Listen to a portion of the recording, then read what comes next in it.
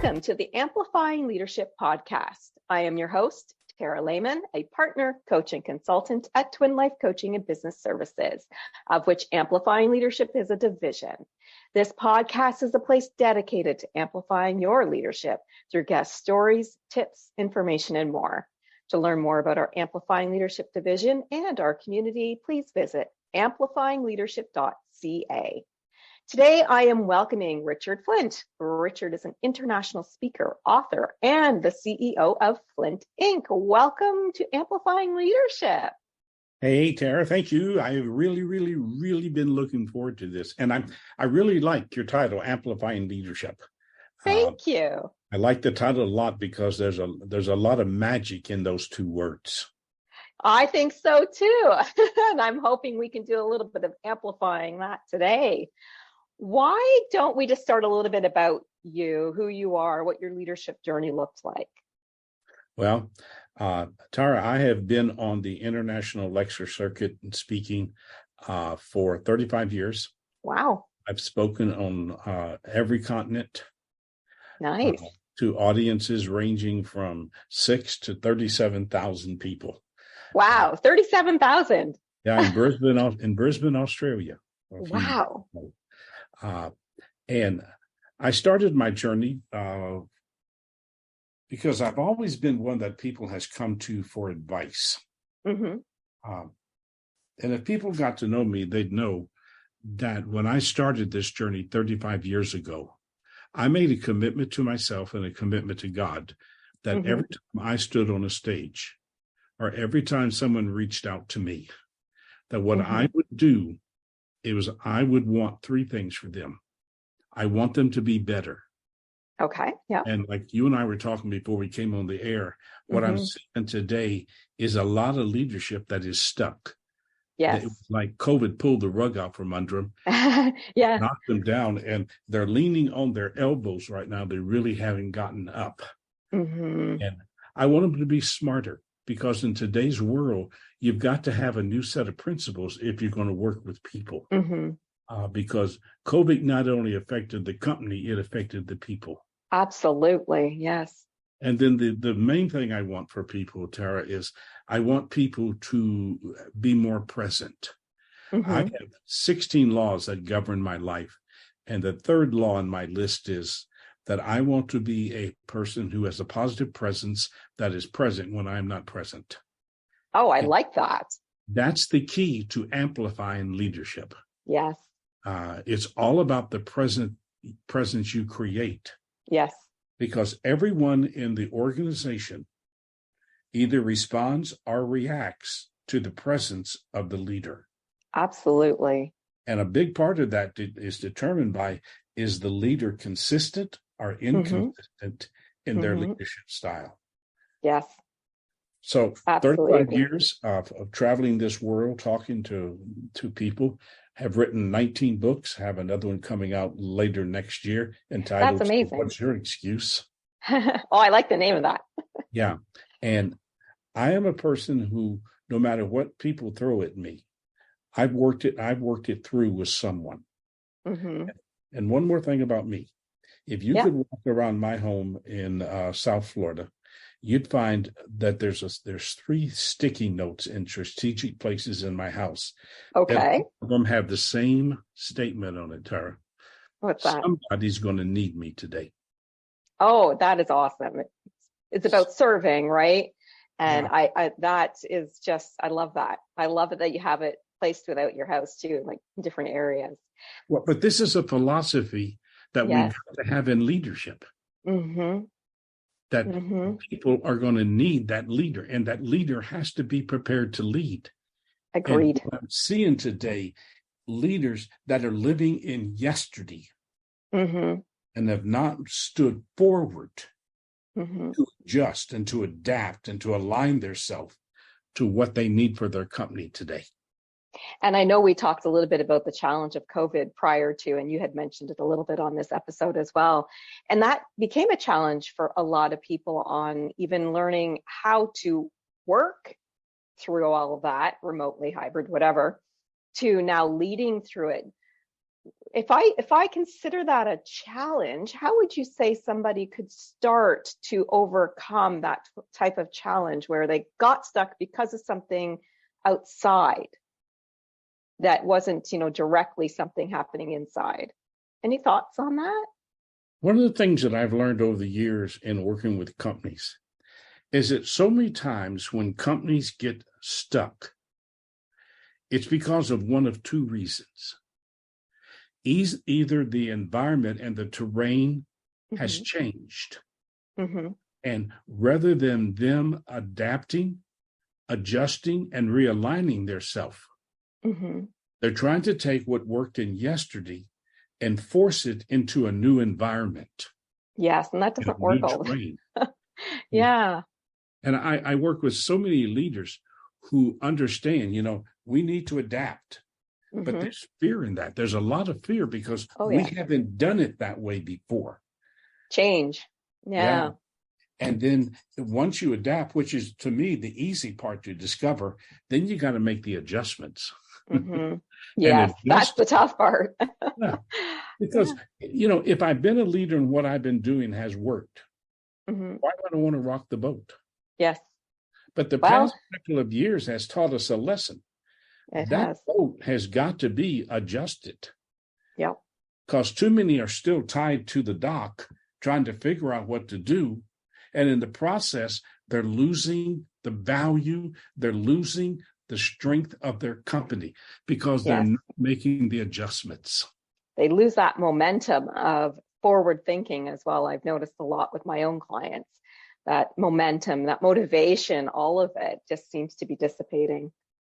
Yeah. And what I find is that, until they're willing to take a step back, take a deep breath, and look at the pace of their company. Because pace comes at us in two ways when it comes to leadership. If my pace is too fast or too slow, what I tend to do then is live from yesterday to today. But if I find that pace that comes with knowing how to adapt and adjust and align, if I find that pace, then I'm going to live from today to tomorrow. Yes. I talk to so many leaders that what they want to talk about is what business used to be like. We're not going back. We're not there. No, you can't go back in time. It's about moving forward. It's about living from today to tomorrow. Yes. It's one thing to understand the past, but you can't go back to it and you don't want to relive it sometimes, right? So I love that. Thank you very much for sharing that with us.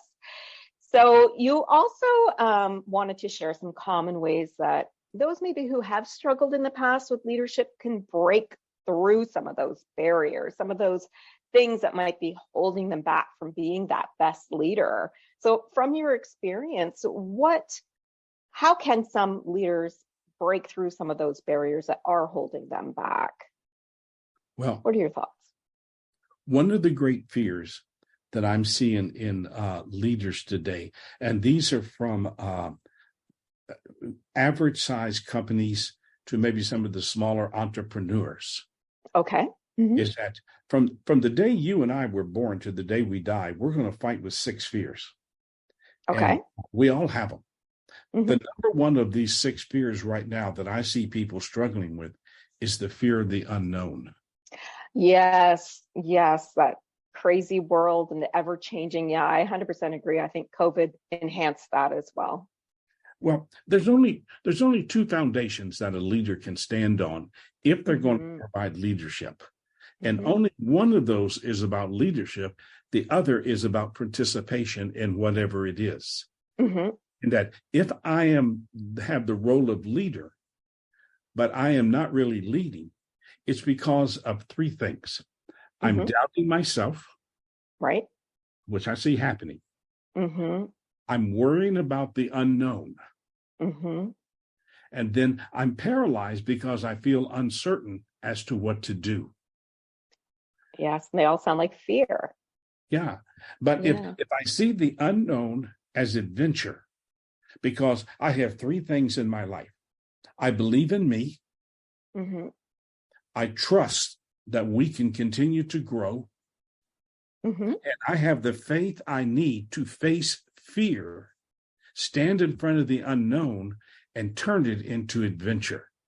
But it I goes like back to that word you were talking about. And Mm-hmm. that's the word motivated and momentum. Mm-hmm. Doubt, worry, and uncertainty takes away motivation and Yes. replaces it with doubt, worry, and uncertainty. Mm-hmm. But when I believe in me, then I've got momentum. And momentum, if you really study it psychologically, momentum is the demonstration of faith through behavior. Mm-hmm. Okay. If, Yes. yeah. If you ask anyone who's been in my audience anywhere around the world, and you ask him, what do you remember about that guy? They'll tell you three words. All right. What's that? Behavior never Uh-huh. lies.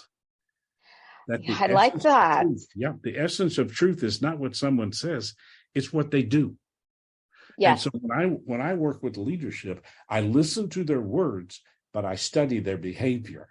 I look at that inner circle of people around them, and I want to see where they are. Yeah. What is their behavior saying? Are they saying one thing in their staff meetings, and then they walk out and they're struggling with doubt, worry, and uncertainty, and the message gets lost? Yes.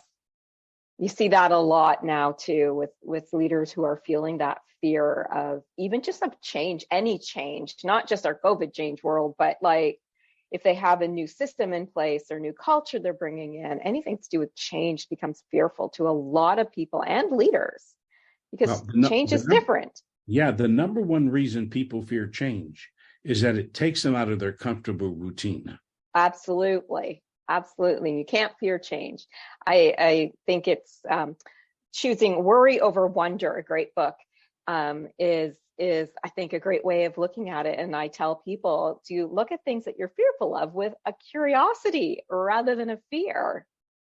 You know, I think that's another way of looking at it. What are your thoughts on that? Well, you and I could do a whole show on just change. Yes, we probably could.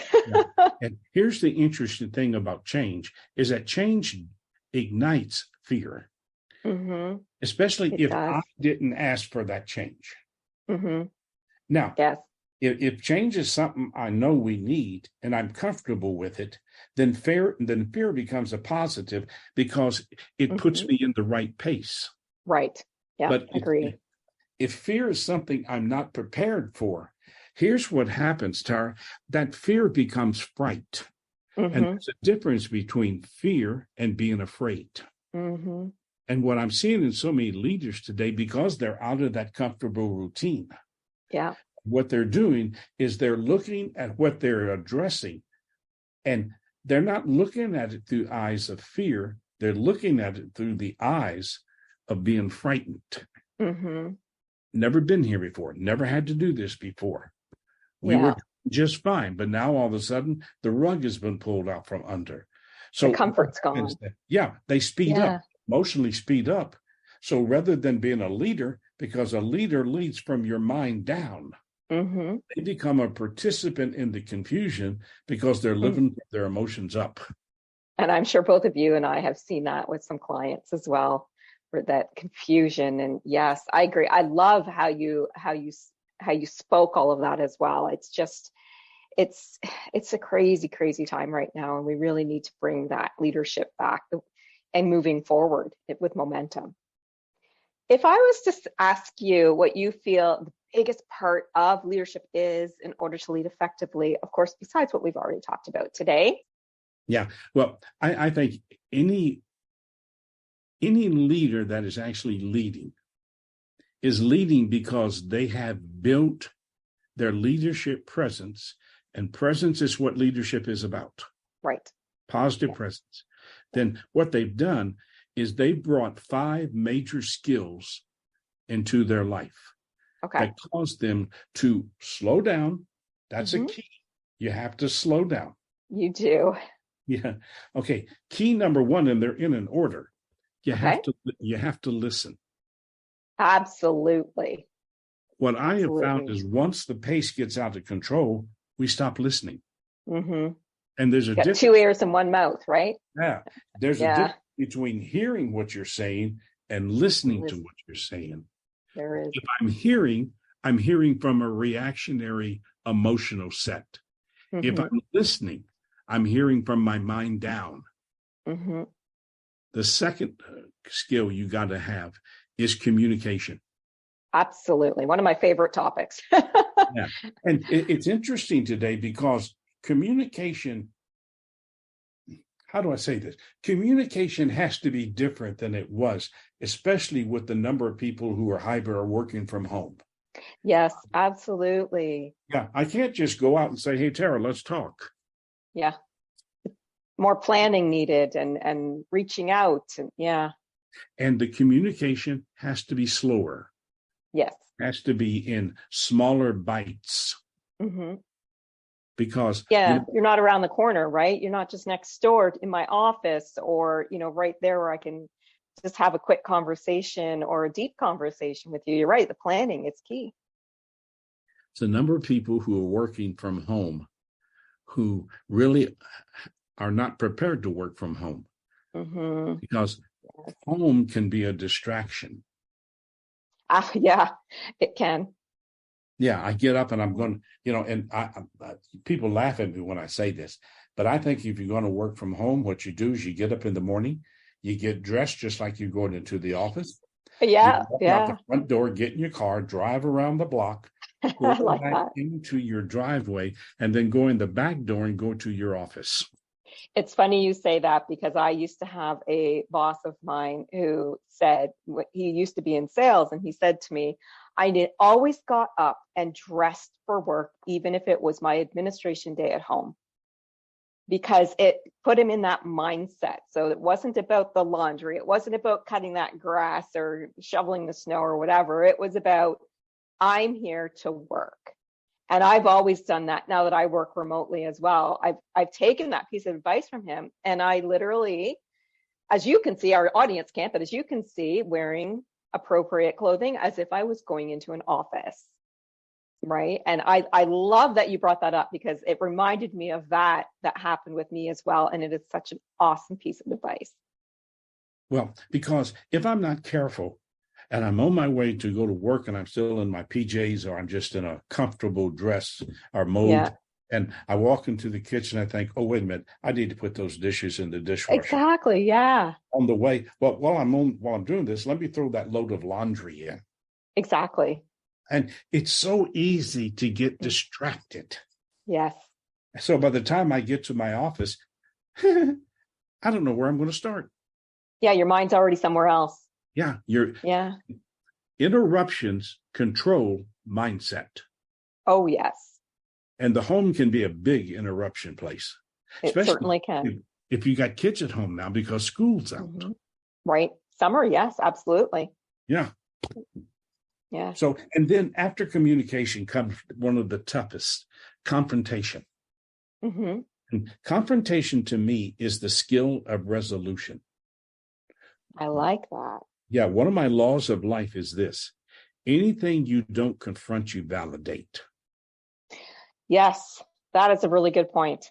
Yeah. So if I need to confront you and I'm nervous about doing it, then what I do is I don't confront. Many times I either avoid or appease. And if I don't confront you over something we need to talk about, and then I don't deal with it, and later I come back because now I'm upset. And you look at me and go, well, what's the issue? I've been doing this way for a while. Yeah. Confrontation is two people finding a resolution so that you can let go and move forward with a shared agenda. Yes, absolutely agree. And it's about figuring out if, there's that one piece of pie left, if we're going to put it into our home terms, how do you split it? How do you make it work for both of you? And conflict management, confrontation has to be dealt with. You're right. It cannot be just left there because then it just makes it bigger later. Right. So, yeah. Yeah. I have found that conflict is the result of a concern that we avoided. Yeah. Anything can be resolved when it's a concern. But if we don't address it, it will take on an emotional life of its own. And when it takes on that emotional life, now it's not a concern, it's a problem. It's escalated for sure. Yeah. And that problem is not filled with mental understanding, it's filled with emotional misunderstanding. Mm-hmm. And that the purpose of confrontation is to resolve this before it becomes a problem. Mm-hmm. But it's never resolved if we don't come away with a common agenda we both agree to. Mm-hmm. And the other part of that we don't talk about is in that agreement, we are committed with conviction that we will work together. Yes. Yeah. And then the fourth of the skills is delegation. Yes. I just had a conversation with someone yesterday about that. Yeah. Absolutely important. Yeah. But you know what's happened? Sometimes we get so busy being busy, trying to figure out what we're busy about. Yes. We don't take the time to ask people for help because we think, by the time I explain it to them, I can just do it myself. Yeah. And for the small to the medium-sized leader, that's one of their biggest issues, is that they don't delegate. Yeah. And then that causes them problems, and people don't grow and learn, and they can't take a break. Oh, yes. You got to learn how to delegate. And the last of those skills is decision making. Mm-hmm. What I have found, again, if we don't make decisions in timely fashion, those decisions will be made without us. Oh, yes. Or for us on our behalf. Absolutely. Yeah. Well, there's always a leader in a company. It may not be the person who has the title, but there's always people making decisions. Yes. And if the leader is not out front, then they've abdicated their role as the leader, and someone's going to step in. And sometimes that decision is not what we wanted. Mm-hmm. Yes, it can cause turmoil and more conflict or confrontation as well. Yes. Yeah. So let me ask you this. If we put everything that we talked about today and you had to come up with that one big tip that someone could start working on in the next few days towards improving their leadership, what would you say that one big tip would be? Take a deep breath. Mm-hmm. Step back and decide or understand, where is my presence as a leader creating confusion? I love that. It's analyzing a situation. I think that's fantastic. Fantastic advice. Yeah. And one of the things I've done, Tara, is over the past couple of years, with all the 35 years of working with companies and leadership, I've put together a little program called Success House. Okay. Mm-hmm. It's 35 years of pulling out what I see as the 8 most common struggles that leadership creates. Yeah. Because they don't know what it is to be a leader, and they don't know how to build a foundation where leadership can happen. Most companies have a title. They don't have a person prepared to lead. And so we put together this 8-module, 16-week program. Okay. Teach us how in this changing time, because we haven't yet begun to see how this new terrain is going to affect companies. Mm-hmm. Yes. I think so much of the layoffs that are going on right now are a reaction. It's quite possible that they are. And with so much change over the last few years and what we can see into the future, people are scared, as we talked about, the fear, right? Yeah. Yes. One of the modules we talk about is, are you in a world of change or improvement? Aha. I like the word improvement. Yeah. Change and improvement are the same word. It's just, where do they originate? Change is an emotional word. You can't go to change without emotions. Improvement is a mental word. Your mind always wants to improve, but you got to get over that fear that people have about change, because when change is no longer improvement and it becomes fright, leadership stops and participation begins. I love this, and I love that you've developed a program around it as well. I think you and I could probably talk for hours about all of these wonderful topics. So if somebody wanted to learn more about your program or more about what you do, how can they find out more? Well, if they would like to know more about the Success House, they would just go to successhouse.co, not com, but successhouse.co. And the whole outline of what we do is there. Perfect. If someone would like to reach out to me personally, and I challenge your audience, if we have said anything that I love your words you used a while ago, if we spark that spark of curiosity within them, because curiosity is the bridge between excitement and enthusiasm. It is. And it helps get over those fears and those stoppages, so to speak. Yeah. Richard at richardflint.com, or my website is richardflint.com. But I challenge them, go to successhouse.co and see what we put together. I mean, the companies we put this through have come back and are now putting more of their people through it, because it's an awakening. And right now we need an awakening of people in leadership. Well, there you go, everybody. There's a great program out there for you from Richard Flint. Thank you so much for sharing your expertise, a little bit about your program, and of course, all your tips today. Well, thank you for allowing me. And let's come back sometime and let's go deeper into this. Absolutely. I'm sure there's a few topics we could go quite deep into. That sounds great. I think so. And thank you to our audience as well. I hope you were able to get some great information and tips from our podcast today. If you are a leader who knows that leadership coaching, consulting, and community are a way to grow on your leadership journey, please visit us at amplifyingleadership.ca, a Twin Life coaching and business services division. Until next time, please be safe and be an amazing leader or leader to be.